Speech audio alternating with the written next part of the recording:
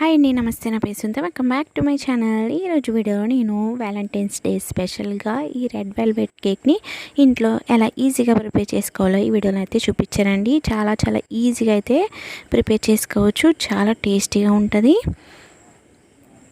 మీరు కూడా మీ ఇంట్లో తప్పకుండా ట్రై చేసి ఎలా ఉందో నాకు కామెంట్ అయితే చేయండి. ముందుగా ఏం చేయాలంటే ఒక బౌల్ తీసుకోవాలి.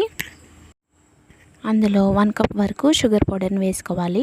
మీరు షుగర్నైనా వేసుకోవచ్చు. షుగర్ పౌడర్ వేసుకుంటే త్వరగా మెల్ట్ అవుతుంది.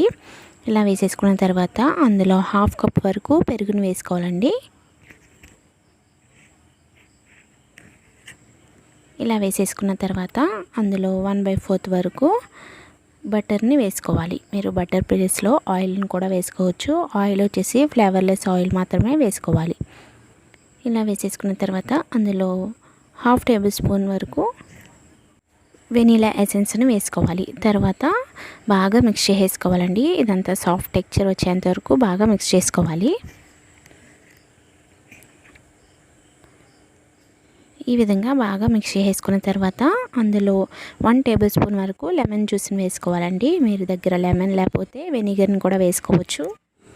ఇలా వేసేసుకుని బాగా మిక్స్ చేసుకోవాలండి.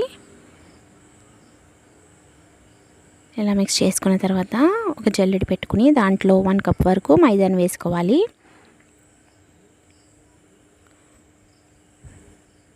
తర్వాత అందులోనే 1 టేబుల్ స్పూన్ వరకు బేకింగ్ పౌడర్ని వేసుకోవాలి.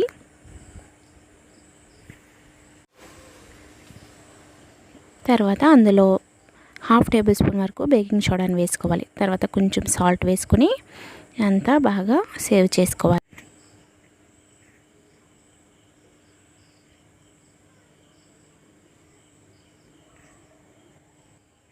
ఈ విధంగా కట్ అండ్ ఫోల్డ్ మెథడ్లో బాగా మిక్స్ చేసుకోవాలండి.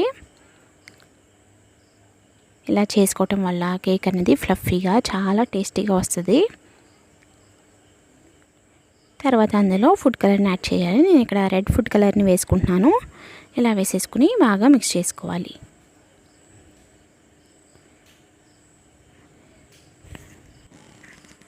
అందులో కొంచెం పాలను వేసుకుంటూ బాగా మిక్స్ చేసుకోవాలండి. ఇవి కాచిన పాలండి. నాకు 1/4 కప్ వరకు ఈ పాలను వేసుకున్నాను. ఈ పాలను వేసుకుంటూ బాగా మిక్స్ చేసుకోవాలి. అలా అని ఒకేసారి వేయకూడదు. ఇలా కొంచెం కొంచెం వేసుకుంటూ అడ్జస్ట్ చేసుకుంటూ బాగా మిక్స్ చేసుకోవాలి. బ్యాటర్ అనేది ఈ కన్సిస్టెన్సీలో ఉండాలండి. చూసారు కదా, ఇలా మిక్స్ చేసుకున్న తర్వాత మీరు కేక్ని దేంట్లో అయితే బేక్ చేసుకుంటున్నారో ఆ బౌల్ అయితే తీసుకోవాలి. దాంట్లో కొంచెం నెయ్యి అయినా ఆయిల్ అయినా వేసుకుని పైన మైదా వేసుకుని కోట్ చేసేసుకోవాలి. కోట్ చేసేసుకున్న తర్వాత ఈ బ్యాటర్ని ఇందులోకి వేసేసుకుని ఒకసారి ట్యాప్ చేయాలండి. నేను ఇక్కడ ఆల్రెడీ స్టవ్ మీద ఇలాగా గిన్నె పెట్టేసుకున్నాను. దాంట్లో స్టాండ్ పెట్టేసుకుని ప్రీహీట్ చేసుకున్నానండి. దాంట్లో ఈ గిన్నెని ప్లేస్ చేసుకోవాలి. ఇలా ప్లేస్ చేసుకుని మూత పెట్టేసుకోవాలి. మీరు కుక్కర్ యూజ్ చేసినట్లయితే బెల్ట్ తీసేసుకుని బేక్ చేసుకోవాలండి. ఒక 45 మినిట్స్ వరకు బేక్ చేసుకోవాలి. ఇలా బేక్ అయిందో లేదో ఒకసారి నైఫ్ పెట్టుకుని చెక్ చేసుకోవాలి. ఇలాగా బాగా కూల్ అయిన తర్వాత డీమోల్డ్ చేసేసుకోవాలి. ఇలా డీమోల్డ్ చేసేసుకున్న తర్వాత పైన షుగర్ వాటర్ని వేసుకోవాలి. షుగర్ సిరప్ అండి. ఇలా వేసుకుంటే చాలా టేస్టీగా ఉంటుంది. ఇలా వేసేసుకుని నేను ఇక్కడ విప్పింగ్ పౌడర్ తీసుకుని అలాగే కొంచెం మిల్క్ అలాగే షుగర్ పౌడర్ని వేసుకుని బాగా బీట్ చేసుకున్నాను. బీట్ చేసేసుకుని ఫ్రిడ్జ్లో పెట్టుకున్నానండి. ఫ్రిడ్జ్లో పెట్టుకున్న తర్వాత మనం ఎలా డెకరేట్ చేసుకోవాలో ఆ విధంగా మనం ఈ క్రీమ్తో కనుక డెకరేట్ చేసుకుంటే చాలా బాగుంటుంది. మీకు నచ్చిన డిజైన్స్తో మీరు డెకరేట్ చేసుకోవచ్చు. చాలా టేస్టీగా ఉంటుందండి. మీరు కూడా ఇంట్లో తప్పకుండా ట్రై చేయండి. మనం ఈజీగా ఈ రెడ్ వెల్వెట్ కేక్ని ఈజీగా అయితే ప్రిపేర్ చేసుకోవచ్చు. ఇలా సింపుల్గా ఇలా స్టార్ నోజల్తో ఈజీగా అయితే డెకరేట్ చేసుకోవచ్చు.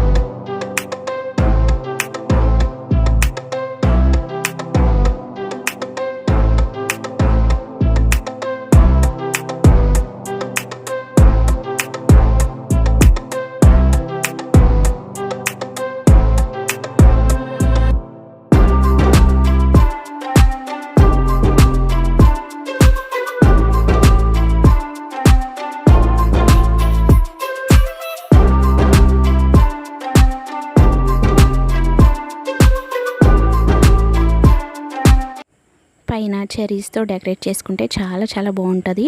చూసారు కదా, చాలా బాగుంది.